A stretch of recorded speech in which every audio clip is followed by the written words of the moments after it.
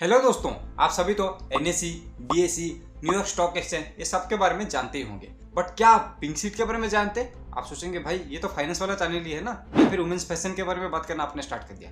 नहीं, मैं फाइनेंस के बारे में बात कर रहा हूँ। फाइनेंस में पिंक शीट के बारे में आप लोग जानते हैं? अगर नहीं जानते तो वीडियो को पूरा देखिए, क्योंकि आज के इस वीडियो में हम पिंक शीट क्या है और ये कौन से कैटेगरी में बिलोंग करता है उसके बारे में डिटेल में डिस्कस करने वाले। तो पहले समझते हैं पिंक शीट होता क्या है।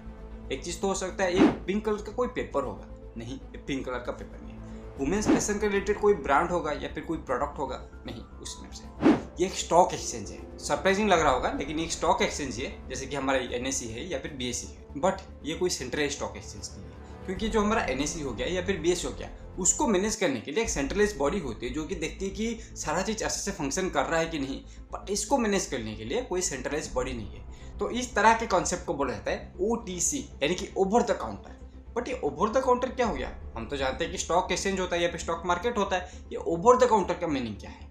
तो आप सभी अगर ह्यूमन पर्सपेक्टिव से बात करो, देन बहुत सारी चीज़ ऐसे है, जैसे कि ड्राइविंग हो गया, ड्रिंकिंग हो गया, जैसे बहुत सारे कंपनीज के लिए भी बहुत सारे रूल्स होते हैं। तो कुछ चीज़ करने के लिए ना हम लोग एलिजिबल नहीं होते। जैसे कि मिनिमम जो ड्राइविंग एंड ड्रिंकिंग का एज है वो 18 है। उससे नीचे अगर आप ये करेंगे देन इलीगल माना जाता है। बट ऐसा नहीं कि कोई लोग नहीं करते, लोग ये भी सब करते हैं। 18 के नीचे भी लोग ड्राइविंग करते हैं। बट ऐसा नहीं कि वो लीगल है, वो इलीगल होता है। सिमिलरली अगर कोई कंपनी के लिए बात करूँ, देन कंपनी भी कुछ लेवल के बाद ही या फिर कुछ मार्केट कैप होने के बाद ही या फिर कुछ प्रॉफिट आने के बाद ही एक तरह की चीज़ कर सकते हैं। जैसे कि अगर स्टॉक एक्सचेंज में लिस्ट होना है, देन एक मिनिमम क्राइटेरिया होता है कि इससे नीचे की कंपनी को हम लिस्ट नहीं होने देंगे। हर स्टॉक एक्सचेंज का अपना एक यूनिक क्राइटेरिया होता है जिसको कि वो फॉलो करते हैं। जैसे कि अगर एक कंपनी लिस्ट होना चाहती है, उसको एक DRH भी निकालना पड़ता है, उसको अपना फाइनेंशियल रिजल्ट अच्छे से पब्लिश करना पड़ता है, उस कंपनी का मार्केट कैप मिनिमम इस थ्रेशोल्ड से ज़्यादा होना चाहिए, वो कंपनी अपना फाइनेंशियल रिजल्ट अच्छे से पब्लिश करना चाहिए,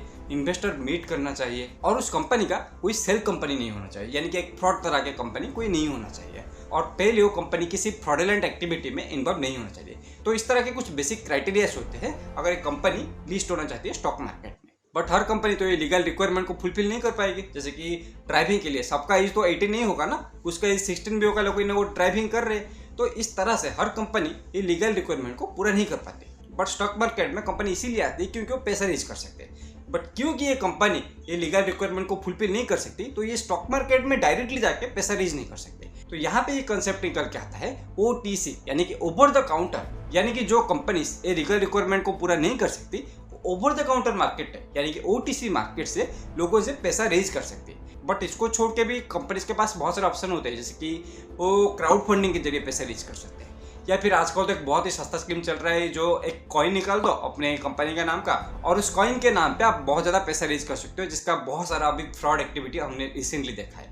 और एक जो तीसरा कॉन्सेप्ट है वो है OTC। बट आप सभी लोग सोचेंगे भैया ये क्या थियोरिटिकल कॉन्सेप्ट है या सच में ऐसा कोई मार्केट एग्जिस्ट करती है? जी हाँ, ऑब्वियसली इस तरह का मार्केट एग्जिस्ट करती है। जैसे कि कुछ मार्केट का अगर मैं नाम बताऊं, देन पहला तो हो गया पिंक शीट, जिसके बारे में हम पहले डिस्कस कर चुके हैं, और है OTCQX, OTCQB।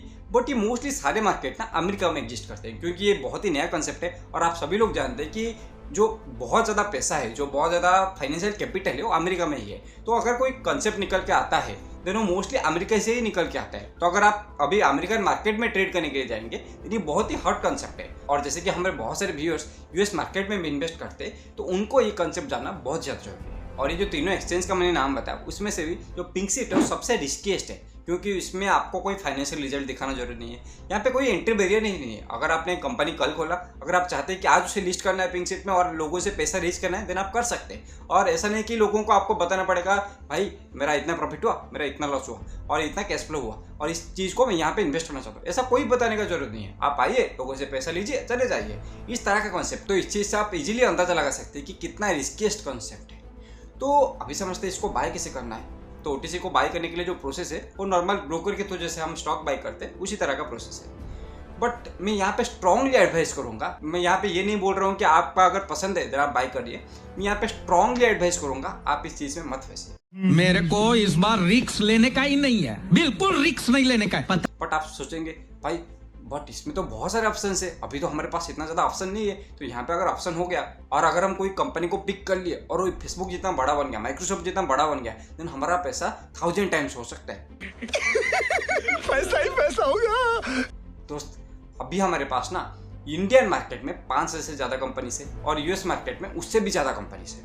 तो अभी हमारे पास एक 10,000 स्टॉक का बास्केट है और उसमें से हमें हमारे पोर्टफोलियो के लिए 20 या फिर 30 स्टॉक से पिक करने हैं, जो कि अभी डिफिकल्ट हो रहा है। तो आप अभी अपने बास्केट साइज को बड़ा करके कुछ फायदा नहीं करे और 10,000 कंपनीज में से कोई ना कोई कंपनी तो अंडर वैल्यूड होगा, कोई ना कोई कंपनी में तो ग्रोथ अपॉर्चुनिटी होगा। तो ऐसा नहीं कि सारे कंपनीज बेकार है या फिर हमारे पास ऑप्शन ही नहीं है। तो ये जो ऑप्शन है ये बहुत ज़्यादा सेफ है, क्योंकि यहाँ पे ना जो सेंट्रलाइज बॉडी है या फिर सेबी हो गया या फिर अमेरिका में जो बॉडी हो गया, वो बहुत ज़्यादा काम कर देती है, क्योंकि ये कंपनीज मनी लॉन्ड्रिंग, बहुत ज़्यादा फाइनेंशियल फ्रॉड एक्टिविटी करते हैं या फिर इनसाइडर ट्रेडिंग करते हैं, जो कि एक इन्वेस्टर के पॉइंट ऑफ व्यू के लिए बहुत ज़्यादा बुरा चीज़ हो सकता है। बट यहाँ पे जब सेबी है तो हमारा 50% काम कर देता है। हमें ये चीज़ अभी पता नहीं चला क्योंकि सेबी अपना काम अच्छे से कर रही है।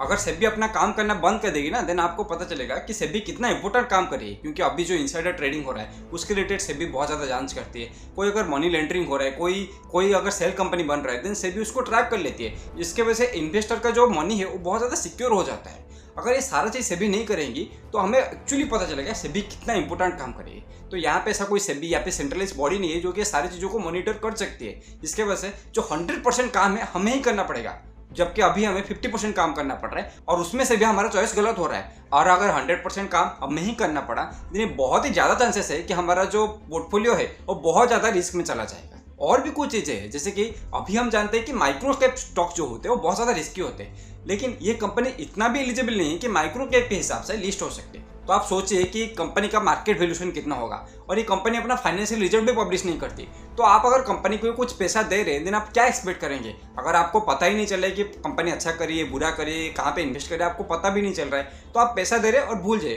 तो इससे अच्छा है कि नदी में ही पैसा बहा जाए। तो प्लीज़ ये OTC मार्केट को अवॉइड करिए। मैं ये वीडियो इसीलिए बना रहा हूँ क्योंकि जो बहुत सारे US इन्वेस्टिंग करने वाले प्लेटफॉर्म है वो हेवी इस चीज़ को अभी प्रमोट कर रहे हैं। अगर आप उनके ऐप में साइन इन करेंगे या फिर लॉग इन करेंगे, देन आपको पहला चीज़ ये दिखाई देगा, आप हमारे ऐप को या फिर वेबसाइट को यूज़ करके OTC में भी पोजीशन ले सकते हैं। तो इस चीज़ को अवॉइड करिए, क्योंकि ये one of the riskiest platform है, क्योंकि क्रिप्टो में भी वो चीज़ फाइनेंशियल रिजल्ट कभी कभी पब्लिश कर देते हैं, तो यहाँ पे ये भी नहीं होता। तो इसके वजह से आप ये चीज़ों को कंप्लीटली अवॉइड कर सकते हैं। तो आई होप आप सभी लोगों को ये वीडियो बहुत ज़्यादा पसंद आया होगा और आपको पता चला होगा कि OTC क्या है, ये नॉर्मल मार्केट से किस तरह से डिफरेंट है, इसमें रिस्क फैक्टर कितना ज़्यादा है और क्यों ये रिस्क फैक्टर ज़्यादा है। तो इसी के साथ आज का वीडियो खत्म करते हैं। धन्यवाद। जय हिंद।